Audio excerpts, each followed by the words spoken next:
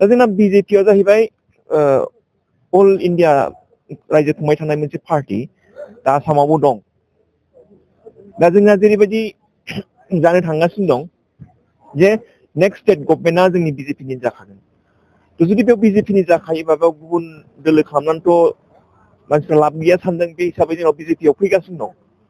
दा जोंबो आजावनानै लागासिनो दं। जाय माने जोंजों फैनानै खामानि मावगोन जों बयखौबो जोङो आजावनानै लागोन। जों बिथांमोनखौ बयखौबो बरायनानै लाबाय।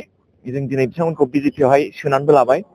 दा स्टेट बिजेपिनिफ्राय आंखौ मोनसे दायथ' होनाय दङ जे माने जेसेबां बर' भटार्स दं बिसोरजों कमिउनिकेट खालामनो थाखाय स्पेसियेलि साबा मानसिनि कमिटि दादोंमोन दाखालि।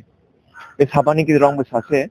थ' बे हिसाबै आंनि जाय दायथ' मोननाय बिनि माबाखौ खामानिखौ मावफुंनानै आं दिनै बिथांमोनजों लोगो लानानै बिथांमोनखौ सरि बिजेपिआव सोनाय जाबाय।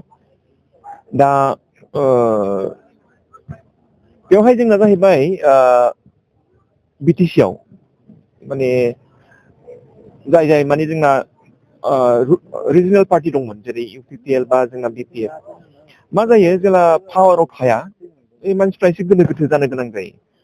खारन पावाराव गैयाबा जोंना एसे नाथ्रोदलायनाया बांसिन नालाय। दा बे हिसाबै जेलानो पावाराव गैया बे मानसिफ्रा एसे गोदाव सोराव जानो नागिरो। बे हिसाबै मोनसे साबसिन मोनसे खाबु लानो थाखाय बयबो नाजायो। बिजनि हिसाबै इलेक्सन इनचार्जआ आंखौनो माने बिजनिनि कनस्टिटुवेन्सिनि इनचार्ज बानायदों। दा बे हिसाबै आङो मिथिगौ माखासे खोथाखौ बिथांमोनहा बयबो नाजालायगासिनो दं। खिन्थु बिजेपिआवहाय गाहाय लेभेलाव जों डिसाइड खालामनो हाया। जोंनिफ्राय बेनो जे जाय गोजौनिफ्राय जोंखौ हरगोन जोंनो हरगोन बेखौनो जों आजावनानै जोंनि केन्डिडेट होननानै खामानि मावगोन। रुकुमत जियानो फाइनाल लाया दासिमबो जेबो फाइनाल जायाखै। बिथाङाबो सेस्था खालामगासिनो दं। बयबो सेस्था खालामदों। दा हयथ' दस्राबो जानो हागौ। हयथ' माने सानथावि मानसिबो जानो हागौ।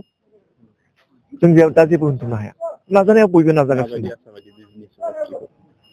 देरहानो थाखायनो जोंनो हगारना होनाय जादों। जेनेबा जों दा मोनब्रै मोनदों हिसाबै मोनब्रैबो देरहानांगौआ जोंनिबो दायथ' प्लास बिपिएफनिबो दायथ'।